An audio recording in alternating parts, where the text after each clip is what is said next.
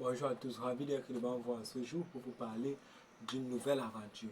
Cette nouvelle aventure se trouve dans le livre, dans l'évangile selon Matthieu, parlant du chapitre 3.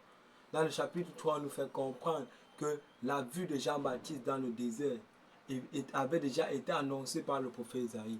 Quand on entre plus dans les Écritures, on comprend le prophète Isaïe dit, c'est la voix de celui qui crie dans le désert. Repentez-vous car le royaume des cieux approche.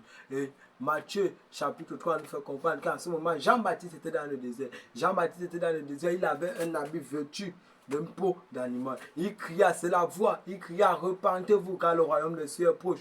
Et lorsqu'il marchait, le peuple venait à lui, les pécheurs, les pharisiens venaient à lui et se repentirent. Et il a dit, ne pensez point qu'en vous repentant de cette manière, vous serez sauvés. Jean-Baptiste inculque le mystère du baptême. Il inculque le mystère du baptême. Il dit, moi je vous baptiserai d'eau, mais il viendra celui qui sera plus fort que moi, qui sera plus puissant que moi, qui vous baptisera du feu et du Saint-Esprit. Mais lorsqu'il était en train de baptiser, Jésus vient vers lui et Jésus lui dit, Jean-Baptiste, je veux être baptisé par toi. Il dit, non, comment ça?